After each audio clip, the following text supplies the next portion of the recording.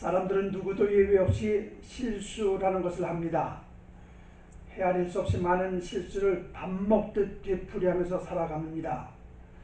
저도 그렇고 여러분도 그렇고 실수 안 하는 사람이 이 세상에 아무도 없죠. 그래서 오늘은 실수에 대해서, 그리고 그 실수 뒤에 어떤 처리를 해야 하는지에 대해서 좀 알아보려고 합니다. 파울로 코엘료라는 사람이 이런 말을 했습니다. 사람은 살다 보면 크게 두 가지 실수를 범한다. 하나는 아예 시작도 하지 않는 실수를 하는 것이고, 두 번째는 끝까지 하지 않는 실수를 범하고 있다라는 명언을 남겼습니다. 세계적인 갑부이죠. 워렌 버핏이 또 이런 말을 했어요. 가능하다면 다른 사람의 실수를 통해서 나의 실수를 예방하는 것이 좋다. 이런 또 명언을 남겼습니다. 발명왕이라고 불리는 아인슈타인이 이런 얘기를 했죠. 실수를 해본 적이 없는 사람은 새로운 일을 시도조차 하지 못한 사람이다 라고. 실수에 대한 명언들이 너무 많고 조언들이 너무 많은데, 다시 말씀드리지만 저도 여러분도 우리 모두 실수투성입니다. 어떤 의미에서는요, 성공보다는 실수가 더 많지 않을까라고 말할 정도로 우리는 많은 실수, 많은 허물 속에서 살아가는 것을 보게 되는데, 문제는 실수할 수 있습니다. 허물 볼 수 있어요. 추하게 살았던 과거 있을 수 있습니다만은, 문제는 실수 뒤에 어떤 반응을 보이느냐 이것인데, 실수를 했을 때 맞아, 내가 잘못했어, 이건 분명히 내 실수야 라고 인정하는 사람이 있는가 하면, 아니야, 내 잘못 아니야, 이렇게 당당하게 뻔뻔하게 보여지는 두 종류의 사람을 볼 수가 있습니다. 성경에는요, 약 3만 명 정도가 등장을 한다고 하죠. 많은 인물이 등장을 합니다. 근데 그 3만 명의 등장인물들 중에서 사도행전 13장에 보면 이런 말씀이 있어요.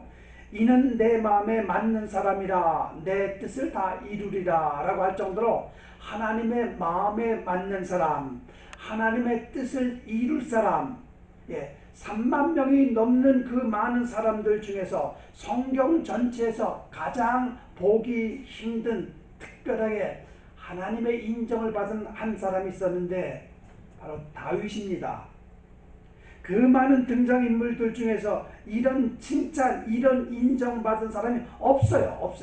유일하게 다윗인데, 그런데 그런 다윗이 그의 일생에 가장 큰 실수를 합니다. 우리가 잘 아는 대로 오늘 읽은 말씀 그대로 우리아의 아내 밧세바 유부녀와 간통하는 치명적인 실수를 하고 맙니다.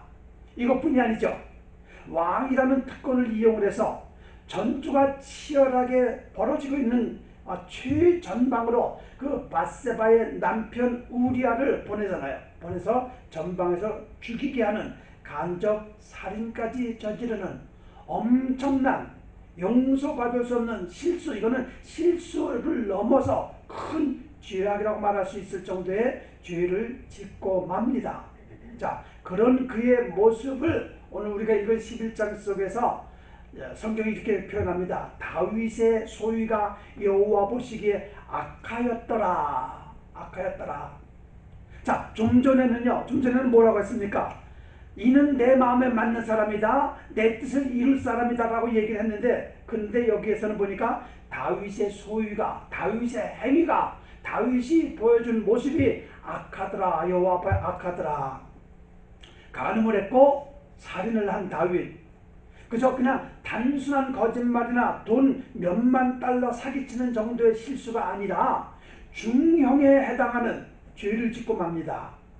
제가 법에 대해서는 잘 모르지만요, 아마 법정에서 판결을 내린다면 아마 모르긴 해도 최소한 10년 이상, 아니면 그 죄질이 너무 중해서 무기징역, 사형까지는 아니겠지만요, 무기징역을 받을 수도 있는 엄벌을 받을 커다란 죄를 지었는데, 자, 그러면 이런 씻을 수 없는 엄청난 죄를 지었음에도 하나님이 눈 감아 주시고 그를 이렇게 인정해 주시고 그를 칭찬하신 것일까?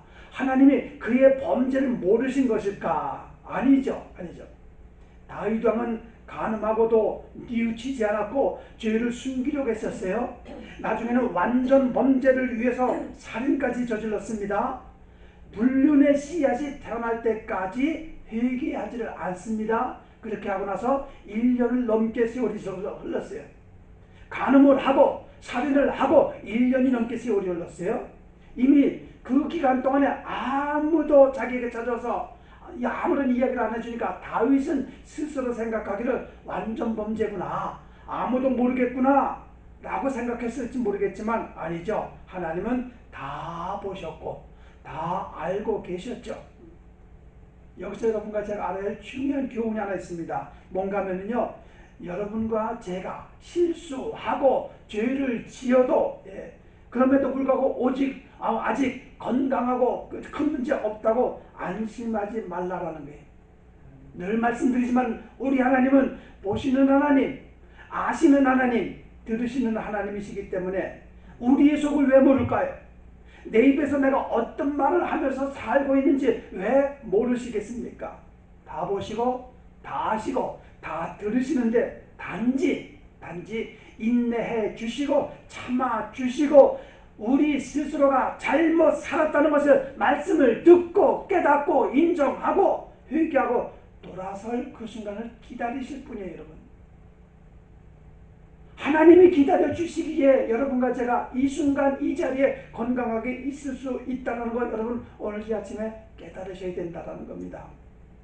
그러면서도 그러는 중에서 수없이 너 잘못 살았잖아, 너 잘못 말하고 살고 있잖아, 그것을 깨닫도록 기회를 주셨고 사인을 주셨고 좀 알아차려라, 좀 정신 차려라 이렇게 해주셨는데도 못 깨닫습니다.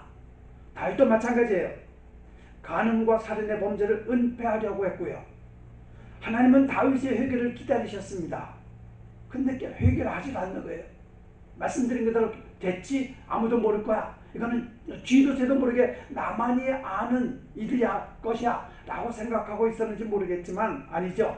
때가 되니까 하나님께서는 선지자 나단을 보내십니다. 나단 선지자를 보냈단 말이 이게 무슨 말인가 하면은요, 항상 어떤 일 속에 어떤 사람이 어떤 일을 저지릅니다. 만납니다. 그 속에 하나님과 그 사람과 사이 속에 항상 누군가 있는가 하면 선지자가 있다라는 것이에요. 하나님의 사람이 있다는 거 여러분 잊지 마셔야 돼요. 대부분의 경우요, 하나님은 꼭 주의 종을 통해서 하나님의 뜻을 전하시는 방법을 사용하십니다. 그 중에 하나가 오늘 이 종을 이 단상에 세우신 이유도 바로 여러분에게 이 말씀을 전하도록, 그래서 그 말씀을 듣고 깨닫도록 내가 잘못 살아왔구나라는 걸 알도록 정신 차리고 회개하려는 말씀을 전하기 위함이라는 거예요. 모르고 살고 있거든요.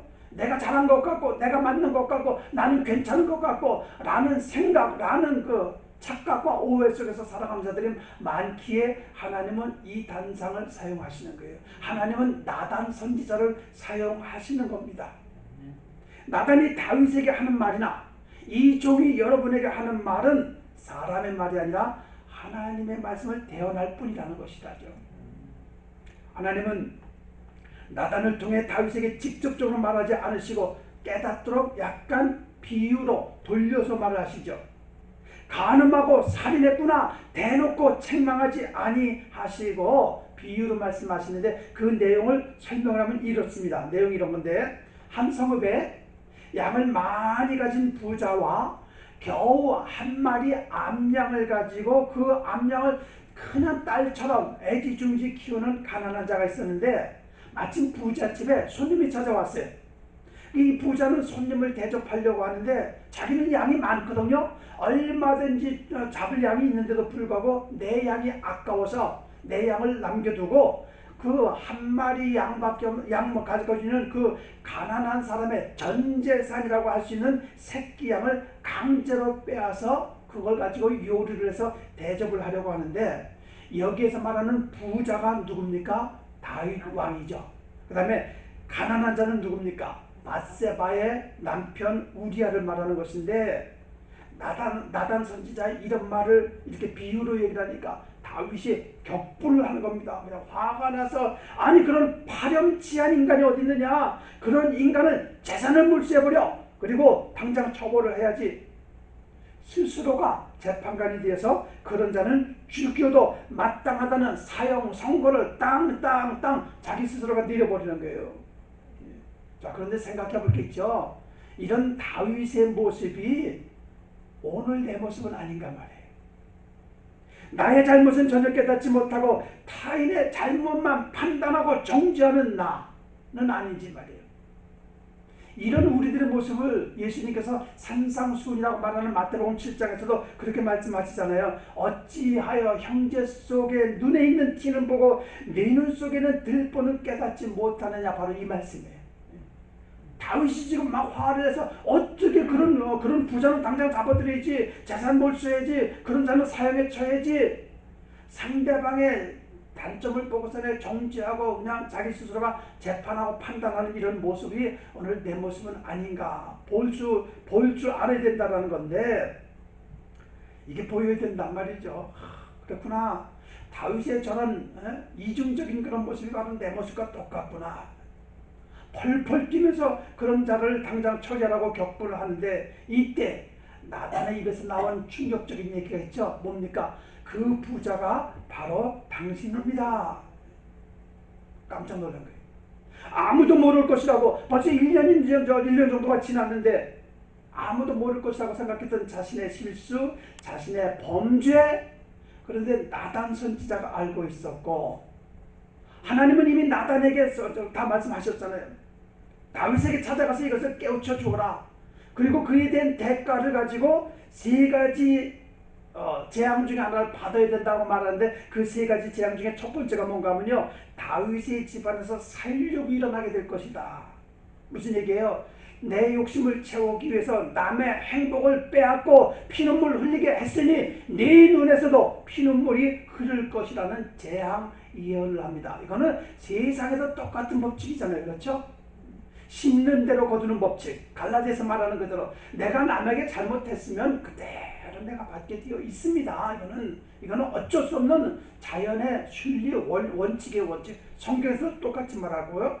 결국 이 예언대로 큰아들 압살롬이 배다른 형제들을 파티에 초대하죠. 다 초대해서 한참 그냥 흥이 오를 때 먹고 마시고 너는 그냥 춤추고 놀고 있을 그때 그들 자기 하인들을 시켜서 그 배다른 형제들 다 죽여버리는 피비린내 나는 한 집안에 몰락하는 장면을 우리가 보게 되지 않습니까? 두 번째 어떤 재앙이 임할 거라고 말하는가 하면, 정말 이거는 모욕적인 재앙에 대한 심판을 선언하는데 이겁니다.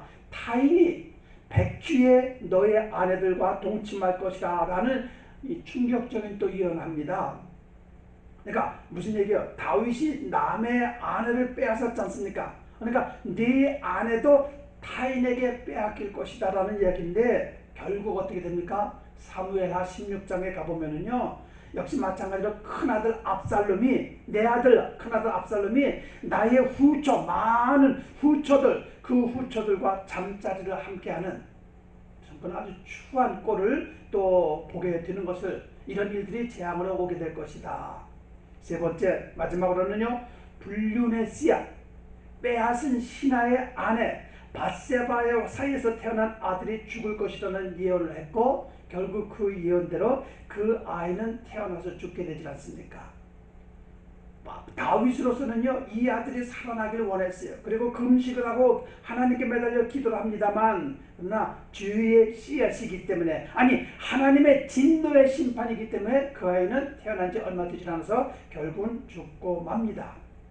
자, 이렇게 될 것이라는 세 가지 예언을 듣자 다윗이 어떤 반응을 보입니까? 바로 당신이 그 부자와 똑같습니다. 당신에겐 부자, 많은 것들을 다 갖추었지 않습니까? 그런데 어찌 남의 한 마리 양이 있는 그걸 빼앗아서, 다시 말해서 어찌 당신 부하 우리아의 아내 밧세바를 불러다가 간음을 합니까? 그의 실수를 지적하자 어떻게 합니까? 다윗이 나타내게 이르되 내가 여호와께 죄를 범하였노라 라고 그 자리에서 눈물을 흘려 회개하고 자기의 잘못을 인정하는 것을 보게 돼요. 자, 여러분 그거 아세요? 내가 저지른 실수와 내가 지은 죄를 쉽게 인정하는 거, 이거 어렵더라고요. 국회의원들 보세요. 범죄자들 입에서 보세요. 그들 입에서 나오는 반응 대부분이 다 똑같지 않습니까? 기억이 잘 안 납니다. 나는 내가 한 것이 아닙니다. 내 잘못이 아닙니다. 이렇게 이런 말하는 것이 일반적인 그들의 이야기예요. 범죄를 했어도, 사람을 죽였어도 내 잘못이 아니라고 사회를 비판하고 있습니다. 이번에도 어떤 한 사람이 자기 집을 불지르고 그리고 이웃에 사는 어린아이와 엄마를 죽이고 5명을 죽였죠. 그 사람이 경찰에 잡혔잖아요. 안모라고 하는 사람인데, 그 사람이 경찰에서 한 얘기가 뭡니까? 죄책감을 느낍니까? 잘못한 거 인정합니까? 기자들이 막 질문을 던지자 오히려 인정하기보다는 사회에 대한 불만, 내가 10년 동안 부당한 이익을 당하면서 살았습니다, 억울했습니다, 자기 이야기만 막 하는 것을 보잖아요. 사람을 죽여놓고 집에 불을 질러놓고 이런 얘기를 하는 것처럼 자기 잘못을 인정한 사람은 그렇게 많지는 않더라는 겁니다. 그런데 다윗은 자기의 잘못을 지적을 받자마자 그 자리에서 내가 잘못했습니다, 하나님께 범죄했습니다 고백을 하는데, 그 고백이 그 유명한 시편 51편입니다. 자, 제가 한번 읽어드릴게요. 여러분에게 다 읽지는 않고 아주 중요한 것만 읽으려고 하는데, 자 보세요. 1절에 시편 51편 1절에 다윗이 밧세바와 동침한 후 선지자 나단이 그에게 왔을 때 하나님이여 주의 인자를 따라 내게 은혜를 베푸시며 주의 많은 긍휼을 따라 내 죄악을 지워주소서. 2절에 나의 죄악을 말갛게 씻으시며 나의 죄를 깨끗이 제하소서. 3절에 무릇 나는 내 죄과를 아오니 내 죄가 항상 내 앞에 있나이다. 4절에 내가 주께만 범죄하여 주의 목전에 악을 행하였사오니 주께서 말씀하실 때에 의로우시다 하고 주께서 심판하실 때에 순전하시다 하리이다. 5절에 내가 죄악 중에 출생하였으며 어머니가 죄 중에서 나를 잉태하였나이다. 7절에 우술초로 나를 정결하게 하소서 내가 정하리이다. 나의 죄를 씻어 주소서 내가 눈보다 희리이다. 9절에 주의 얼굴을 내 죄에서 돌이키시고 내 모든 죄악을 지워주소서. 10절에 하나님이여 내 속에 정한 마음을 창조하시고 내 안에 정직한 영을 새롭게 하소서. 다 많이 들었던 내용이죠. 이런 모든 내용들이 자기가 범죄한 것을 폭로된 후에 그 다음에 고백했던 내용인데, 11절에 나를 주 앞에서 쫓아내지 마시며 주의 성령을 내게 거두지 마소서. 12절에 하나님이여 나의 구원의 하나님이여 피 흘린 죄에서 나를 건지소서. 내 혀가 주의 의를 높이 노래하리이다. 여러분 집에 가셔서 51절 한번 읽어보실래요? 매 절마다 얼마나 애절하고 얼마나 간절하게 자신의 실수와 허물을 인정하며 추했던 죄악을 토해내는지, 이런 철저한 회개를 함으로 인해서 다윗이 하나님의 마음에 합한 자라는 인정, 칭찬을 받게 되는데, 그만큼 내가 잘못되는 걸 인정하고 내가 허물이 많다는 것을 고백하는 회개가 중요하다는 것을 우리가 말씀을 통해서 배운다는 것이죠. 누구나 실수합니다. 사람이라면 누구도 의의 없이 죄를 짓는 죄인입니다. 로마서 3장 23절 모든 사람이 죄를 범하였음에 하나님의 영광에 이르지 못하였는데, 그런데 누구나 다 죄를 짓지만 누구나 다 죄를 깨닫는 것이 아니고 누구나 다 회개하지 않는다라는 게 문제라는 것이죠. 자기 잘못, 자기 허물, 자기 자신을 돌아보지 못하는 자는 결국은 아무리 오랫동안 교회를 다녀도, 아무리 성경이 어쩐지 저쩐지 많이 해박한 지식을 갖고 있어도 회개가 빠지면 안 된다라는 것이죠. 그렇죠? 결국은 뭐예요? 나는 맞다, 나는 괜찮다, 내가 옳다, 종교인의 자리로 남는 것 수밖에 없게 되는 것인데, 형식적인 교회 생활하면서 내가 어때서 사람에게 보이려는 위선적인 모습을 보면서 나 정도만 하라 그래, 이런 자리에서 머물다 보니까 오래 교회를 다녀도 성장이 안 되는 거예요. 여전히 어린아이 신앙에서 머물고 있다는 것이죠. 그러니까 그런 자들이 참 어떻게 보면 한심하고 불쌍하기만 하고 말이에요.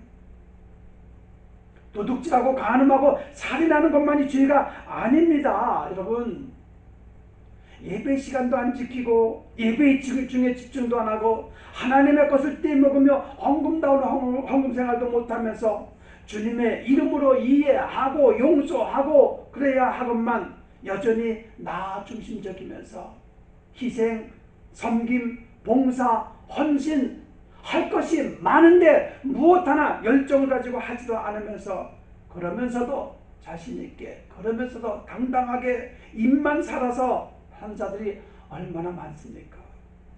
문제는 그보다 더 큰 문제가 있어요. 그렇게 살아가는 내 모습이 가증스럽고 뻔뻔하다는 것을 모르고 있는 거, 이게 더 내가 하나님 앞에 영광 가리는 일이고 더 추하는 모습은 아닐는지 말이에요. 자기 자신은 괜찮다고 오해하면서 착각의 늪에 빠져서 허우적거리면서 내가 지금 허우적거리고 있는 걸로 몰라요. 내가 이렇게 추하게 살고 있는데 내 말이 맞다고 생각하는 거기에 취해서 살아가고 있는 잘못된 모습들.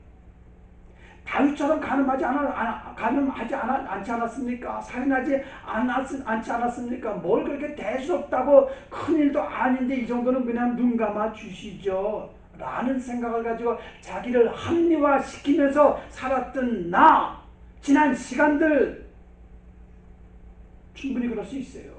저도 여러분도 그런 시간들이 있었을 겁니다. 그러나 괜찮아요. 누구나 다 실수할 수 있고 누구나 다 용서받을 수 없는 더럽고 추한 죄 저지를 수가 있죠.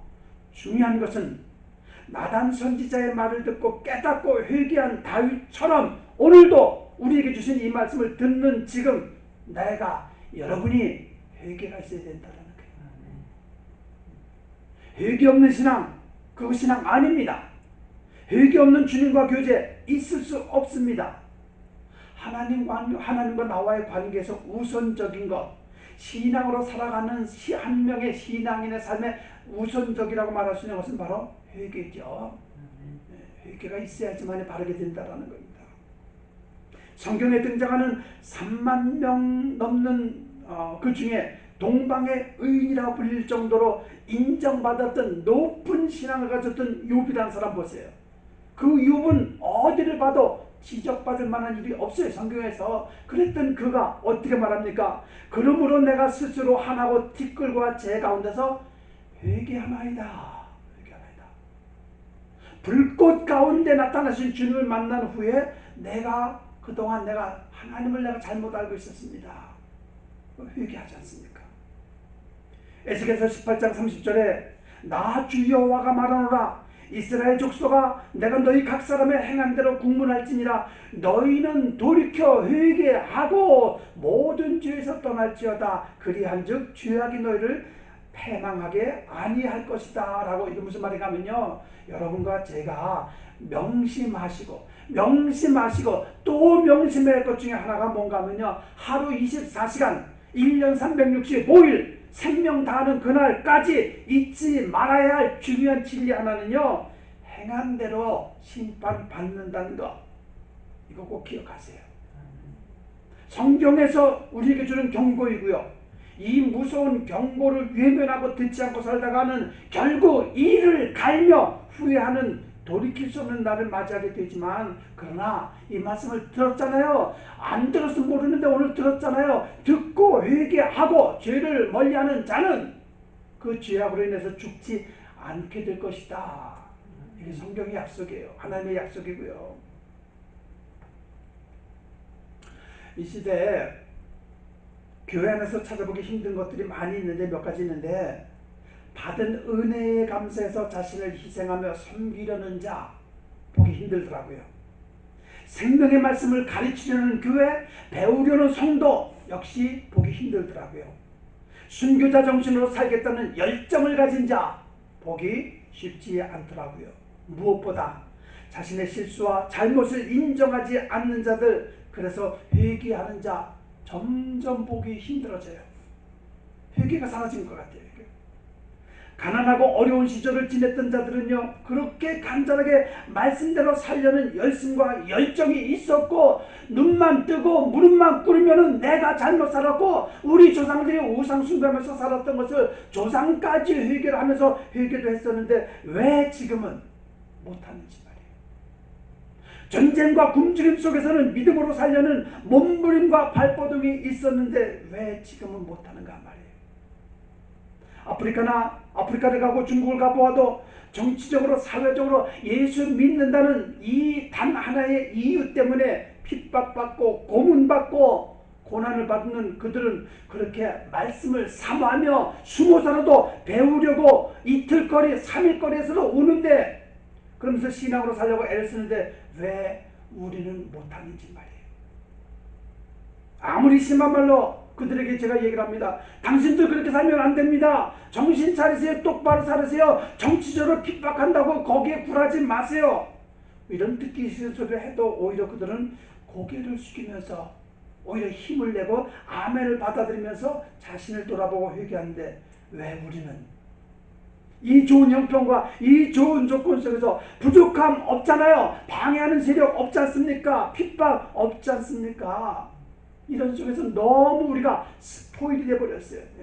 안일무사주의, 해도 되고 안 해도 되고 가도 되고 안 가도 되고 11조 떼먹어도 되고 안 떼먹어도 되고, 신앙 같지 않은 신앙생활하면서 거기서 자기 스스로 만족하면서 스스로 자신을 합리화시키면서 틀에 박힌 가운데서 벗어나지 못하고 겨우 명맥만 유지하고 있는 것은 아닌지 말이에요.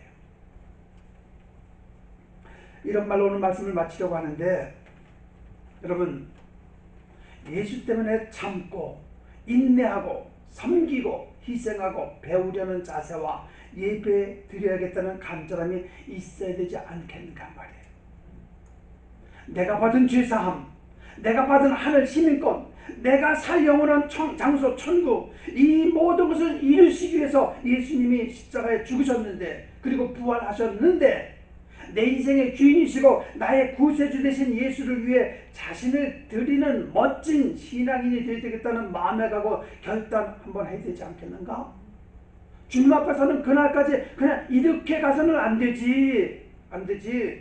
그렇게 살지 못했던 자신을 돌아보면서 회개하면서 이제는 좀 더 성숙한 그리스도인의 삶을 살다가 주님 앞에 부끄럽지 않게 서야지라는 한번 간절함을 가지고 살다가, 이제 옛사람은 죽어지고, 그렇죠? 새 사람으로 태어난 자답게 다른 인생을 살아야 되겠다는 마음의 결단이 있어야 되지 않겠는가?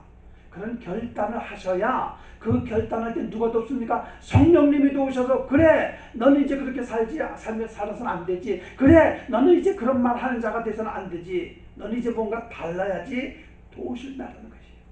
내 힘으로 안 되니까, 그렇죠? 내가 결단하면 뭐합니까? 내가 마음먹으면 뭐합니까? 쉽게 무너지잖아요. 그러나 그 결단을 하나님은, 우리 성령님은 보시고 그 결단이 무너지지 아니하도록 도우시고, 그래서 여러분과 제가 이 땅에 잠시 눈을 뜨고 살아가는 동안에, 생명 가지고 살아가는 동안에 우리의 삶이 신앙인답게 살도록 도우시는 분이 계시지 않습니까? 그 도우심에 힘입어서 회개할 거 회개하시고, 잘못 살고 있다는 거 철저하게 깨달으시고 다시 한번 믿음으로 살아가겠다, 하나님을 기쁘시게 하는 신앙인이 되겠다, 이런 마음에 결단할 수 있는 여러분과 저 모두가 되기를 주님의 이름으로 축원드리겠습니다. 기도하겠습니다.